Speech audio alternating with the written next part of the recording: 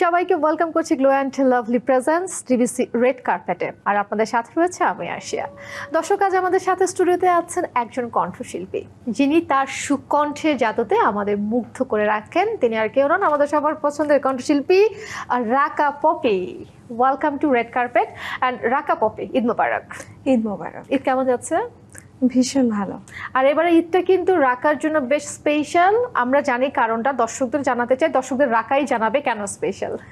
হ্যাঁ, স্পেশাল বলতে আসলে একজন কণ্ঠশিল্পীর সবসময় স্বপ্ন থাকে যে প্লেব্যাক করার। আমরা যতই মিউজিক ভিডিও বা অন্যান্য গান করি না কেন, তো এবার আমার অবশ্যই বলবো যে স্বপ্নের শুরুটা তৈরি হয়েছে।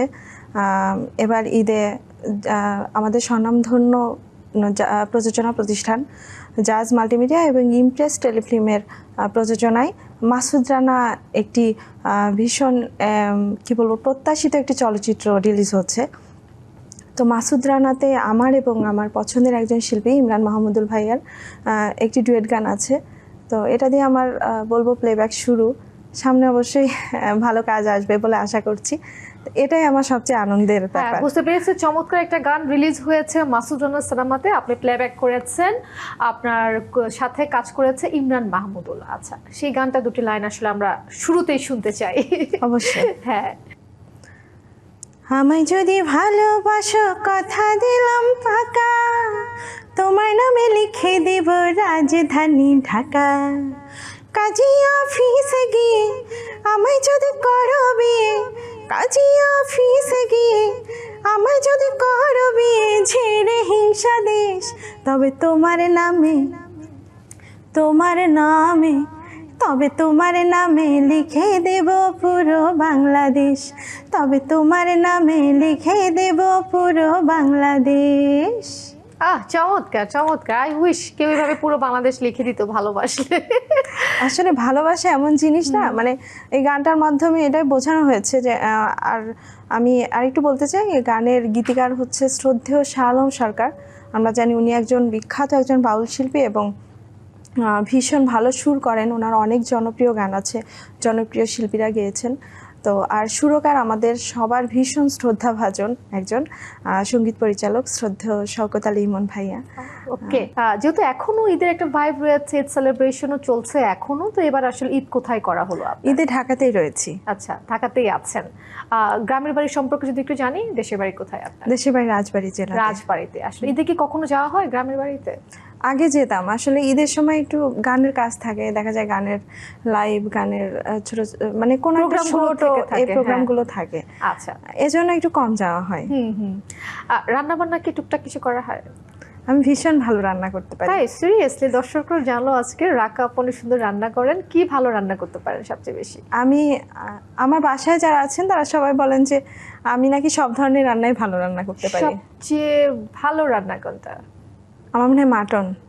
মাটন। ওকে, আচ্ছা, যেহেতু গানের জগতের মানুষ রাকা পপি, এবং আপনি কিন্তু যেহেতু সিনেমাতেও এবার গান করেছেন এবং আপনি এনলিস্টেড বাংলাদেশ বেতার এবং বাংলাদেশ টেলিভিশন, আপনার একটা ইউটিউব চ্যানেলও রয়েছে, এই বিষয়ে একটু জানতে চাই আমরা। আসলে আমার সবসময় মনে হয়েছে যে আমরা তো রেডিও টেলিভিশনে সবসময় আমাদের কিংবদন্তি যারা শিল্পী আছেন তাদের গান বেশি করে থাকি, এবং এই গানগুলো থেকে আমরা কিন্তু সবসময় গান শিখি, শেখার যে ব্যাপারটা। কিন্তু আমার কাছে মনে হয় যে একজন শিল্পীর কাছে তার নিজস্ব পরিচয় হচ্ছে মৌলিক গান। তো আমি মৌলিক গান নিয়ে অন্যান্য চ্যানেলে কাজ করেছি এক সময়। যেহেতু একটা রয়্যালিটির ব্যাপার থাকে, এখানে দেখা যায় যে পরবর্তীতে আমরা কিন্তু রয়্যালিটির ব্যাপারে খুব পোর হয়ে যায় শিল্পীরা। তো আমার কাছে মনে হলো যে দেখি তো নিজের চ্যানেল একটা খুলি। তো আমার রাকা পপি অফিসিয়াল আমার নিজের ইউটিউব চ্যানেল, আমি রেগুলার কাজ করছি এবং প্রতি মাসে আমি গান আপলোড দিই, মোটামুটি 2-3টা গান থাকে। গানকে কি আসলে আপনি পেশা হিসেবে নিয়েছেন নাকি নেশা হিসেবে নিয়েছেন, একটু জানতে চাই আমরা। এটা খুবই কঠিন একটা প্রশ্ন, কারণ হচ্ছে আমার কাছে মনে হয় যে শিল্পী যেহেতু যারা আর্টিস্ট আছে প্রত্যেকে কিন্তু গান শুধু পেশা নয়, নেশা তো থাকতেই হবে। এটা ভেতর থেকে আসে না? মানুষ তো অনেক কিছু করে টাকা পয়সা ইনকাম করে, যেমন আমি তো BBA করেছি, ম্যানেজমেন্টে LLB শেষ করেছি, মিউজিকে মাস্টার্স করেছি। আমি চাইলে যে কোনো জব করতে পারতাম। আসলে গানটা তো ভালো লাগারও ব্যাপার আছে, এজন্য আমি গানটা করি। তবে একটা কথা আমি বলবো যে পেশা হিসেবে না নিলে কিন্তু গান ভালো হয় না কখনো। যখন আমাকে পেমেন্ট দিয়ে কেউ কোনো একটা স্টেজ শোতে বা কোথাও নিয়ে যাবে, তো আমার কাছে মনে হয় একজন শিল্পীর সেটাই সার্থকতা। আপনি বেতারে গান করছেন, বিভিন্ন টেলিভিশন চ্যানেলে লাইভ প্রোগ্রামে পার্টিসিপেট করছেন, স্টেজে গান করছেন, এত এত মাধ্যমে কাজ করার ক্ষেত্রে যদি জানতে চাই কোন মাধ্যমটা আসলে রাকা পপের কাছে ভীষণ ভালো লাগে? আমার কাছে মনে হয় প্রত্যেকটি প্ল্যাটফর্ম আমাদের জন্য শেখার জায়গা।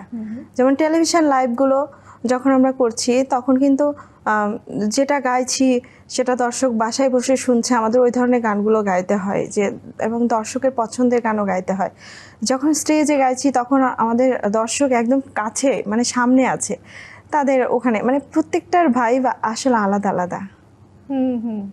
আচ্ছা, আমরা একটু ব্যাকে যেতে চাই, যখন থেকে গান আপনার শেখা শুরু হলো একটু জানতে চাই শুরুর গল্পটা আসলে কিভাবে কাটে আসলেন আপনি? আমি যখন স্কুলে পড়ি তখন জাতীয় শিক্ষা সপ্তাহে আমি ঢাকা বিভাগের মধ্যে দ্বিতীয় হয়েছিলাম। তখন থেকে সবাই ইন্সপায়ার করতো যে গানটা ধরে রাখো। তো তখন আমার বাবা ভীষণ গান পছন্দ করতেন, এবং বাবা আমার যে হারমোনিয়ামটা ছোটোবেলা কিনে এনেছিলেন আমি যখন ক্লাস 6-এ পড়ি, ওই হারমোনিয়ামটা দিয়ে এখনও আমি গান করি। তো বাবার মাধ্যমে বাবা নিয়ে যেত, মানে আশেপাশে যখন কোনো উপজেলা পর্যায়ে বা কোথাও অনুষ্ঠান হতো গানের, তখন ছোটোবেলা আমি মানে হারমোনিয়ামটা নাগাল পেতাম না, টেবিলে থাকতো, তখন আমার মনে আছে যে আমাকে টেবিলে উঠিয়ে দিত, এভাবে গান করতাম। তো এভাবে পথ চলা শুরু। একটু যদি আমরা হাজবেন্ডের বিষয়ে চাই এবার, একটা লাইভ পার্টনার, তার কাছ থেকে আসলে মানে কতখানি সাপোর্ট পাচ্ছেন গানের ক্ষেত্রে? আমরা যারা যে কোনো আর্টিস্ট বলবো, শুধুমাত্র সঙ্গীত শিল্পী না, আমরা যারা বাইরে কাজ করি যে কোনো মেয়ে, প্রত্যেকের কিন্তু ফ্যামিলির সাপোর্টটা পাওয়া খুবই জরুরি। আর আমার কাছে মনে হয় যে ফ্যামিলির সাপোর্ট আছে বলে আজ আমি এখানে আছি। অনেক অনেক সাপোর্ট করে আমাকে। আচ্ছা, আপনার গাওয়া কোনো গান এরকম হয়েছে যে আপনার হাজবেন্ডের খুব ভালো লেগেছে, কখনো কোনো অ্যাপ্রিসিয়েট করেছে, কিংবা থাকে না একটা আলোচনা করা বাসায় যাবার পর, এরকম হয়েছে কখনো? আচ্ছা, এই কথা যদি বলতে চাই, আমার হাজবেন্ড নিজেও একজন গীতিকার, বাংলাদেশ বেতার টেলিভিশনের গীতিকার, বাংলাদেশ বেতারের এনলিস্টেড। ওর গান অনেক আমাদের স্বনামধন্য অনেক শিল্পীরা গেয়েছেন। আমার অনেক গান আছে ওর লেখা। তো অনেক গান আছে যে ওর খুব ভালো লাগে, অনেক গান আছে গাওয়ার সময় আমাকে গালি দেয় যে এটা হচ্ছে না, এটা আরো সুন্দর করতে হবে। মানে ওর এক্সপেকটেশন থাকে যে অবশ্যই ভালো, আরো যেন আমি ভালো করি। আচ্ছা, তাহলে আমরা এই মুহূর্তে হাজবেন্ডের লেখা এবং রাকার কণ্ঠে একটা গান শুনতে চাই, 2-4 লাইন, তারপরে আমরা একটু ব্রেকে যাব। অবশ্যই। হ্যাঁ, আমি একটি গান শোনাচ্ছি। গানের গীতিকার রামানন্দ সরকার, এবং সুর করেছেন আমাদের শ্রদ্ধেয় একজন গীতিকার এবং সুরকার, আমাদের কিংবদন্তি বলা যায় অবশ্যই, শ্রদ্ধেয় মিল্টন খন্দকার। সব কথা হবে না বলা, সব পথে হবে না চলা, সব নদী পায় কি সাগর, জড়িয়ে ঢেউয়েরই আদর, জড়িয়ে ঢেউয়েরই আদর। সব কথা হবে না বলা, সব পথে হবে না চলা, সব নদী পায় কি সাগর, জড়িয়ে ঢেউয়েরই আদর, জড়িয়ে ঢেউয়েরই আদর। এমনও কথা আছে বুকে জমা রয়ে যাবে, কোনো পথে না হেঁটেও সময় তা ক্ষয়ে যাবে। ও এমনও কথা আছে বুকে জমা রয়ে যাবে, কোনো পথে না হেঁটেও সময় তা ক্ষয়ে যাবে। তাই ঝরুক আর নাই ঝরুক ধারা, তবু আসে ভরা ভাদর, সব নদী পায় কি সাগর, জড়িয়ে ঢেউয়েরই আদর, জড়িয়ে ঢেউয়েরই আদর। ভিউয়ার সবাইকে ওয়েলকাম করছি glow and lovely DBC red কার্পেটের সাথে রয়েছেন রাকা পপি। ব্রেকের আগে কিন্তু আমরা চমৎকার একটা গান শুনছিলাম আপনার হাজব্যান্ডের লেখা। একটু বর্তমান ব্যস্ততাগুলো নিয়ে জানতে চাই, কি কি কাজ করছেন এখন? বর্তমানে আসলে আমি স্টুডিওর কাজগুলো বেশি করি সব সময়। মৌলিক গান আমার ভীষণ ভালো লাগে। আমার কাছে মনে হয় যে আমার এত এত মৌলিক গান থাকবে, একসময় সবাই বলবে যে রাকা পপির গান এটা। আমরা যেমন আমাদের কিংবদন্তি শিল্পীদের গান গেয়ে থাকি, আমার খুব মানে এটা বলতে পারেন আমি যখন একা থাকি মনে করি যে একসময় হয়তো আমরা যখন বুড়া হয়ে যাব, আমাদের পরবর্তী প্রজন্ম তখন হয়তো আমাদের গানও একসময় গাইতে পারে যদি ভালো লাগে। তো এই জন্য মৌলিক গানের সংখ্যা আমার বাড়াতে চাই বেশি বেশি। তাছাড়া রেডিও টেলিভিশনের শোগুলো তো করছি, প্রোগ্রামগুলো, রেডিও রেকর্ডিং, টেলিভিশনের লাইভ আর বাইরের স্টেজ শো, এগুলো নিয়ে চলছে। আচ্ছা, বাংলাদেশে তো আসলে অনেক কিংবদন্তি কণ্ঠশিল্পী রয়েছে, অনেক ভালো ভালো শিল্পীরা রয়েছেন। কাদের গান আসলে আপনাকে অনুপ্রাণিত করে কিংবা কাদের গান আপনার ভালো লাগে?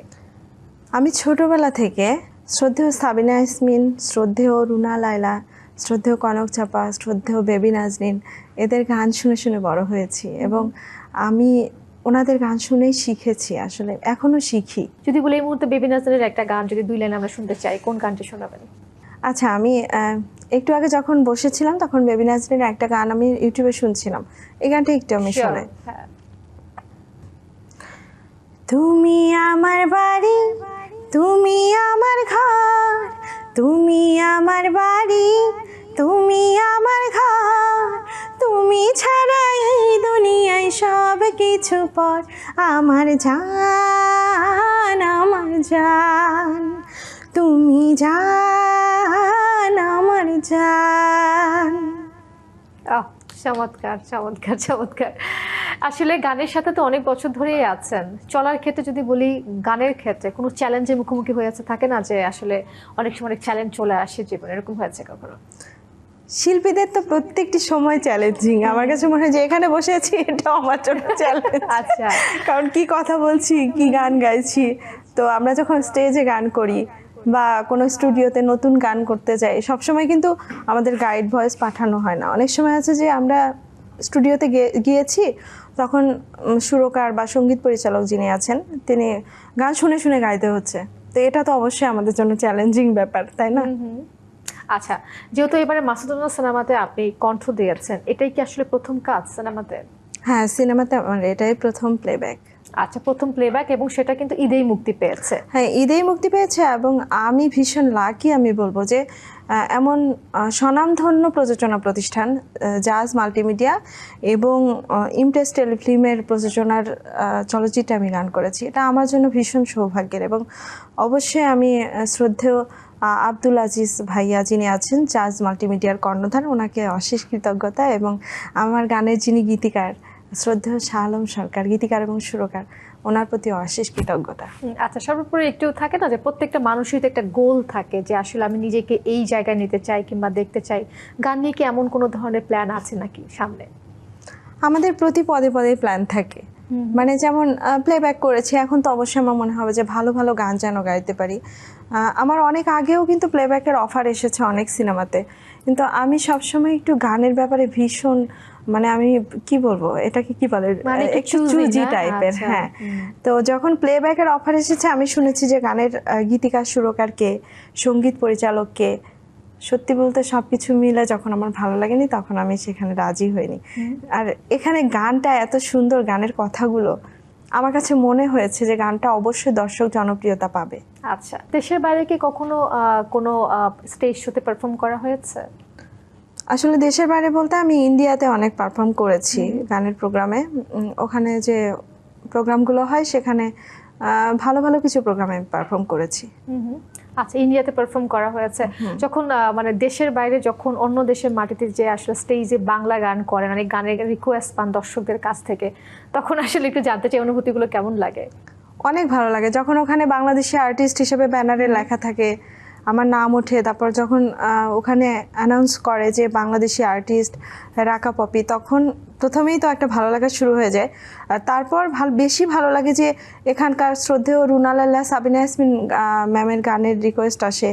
তারপর হচ্ছে আমাদের দেশের ফোক গানগুলো ওরা ভীষণ পছন্দ করে, তো ওখানে আমার ব্যান্ডের সাথে প্র্যাকটিস করা থাকে আমাদের যে ফোক গানগুলো, তো তো ওখানে ফোক গানগুলো আমি করে থাকি। ফোক গানগুলো বেশি করা হয়? আচ্ছা। হ্যাঁ, সব ধরনের গানই ওখানে, মেলোডি হিন্দি গান, মেলোডি বাংলা গান, তারপর আমাদের দেশের যে আধুনিক গান সেগুলো আমি করি, সব ধরনের গানই করি। সব ধরনের গানই করা হয়। আচ্ছা, তার মানে হচ্ছে গানের মানুষ গানকে নিয়ে থাকতে চান, গানকে নিয়ে অনেক দূর এগিয়ে যেতে চান। আমরা তো আসলে জম্পেশ আড্ডা দিলাম এতক্ষণ।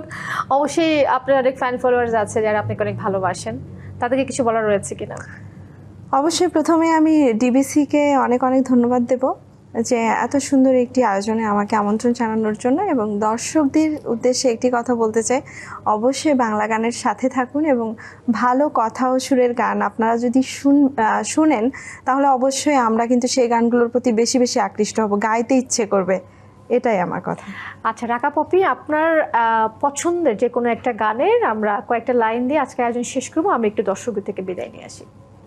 দর্শক, গ্লো অ্যান্ড লাভলি রেড কার্পেটে এই ছিল আজকের মতো। সাথে ছিলেন রাকা পপি, তার সাথে আমরা জম্পে আড্ডা দিলাম। এবং রাকা পপির মতোই বলতে হয়, বেশি বেশি করে বাংলা গান শুনুন, তবেই কিন্তু বাংলা গান সামনের দিকে এগিয়ে যাবে। ডিবিসির সঙ্গেই থাকুন।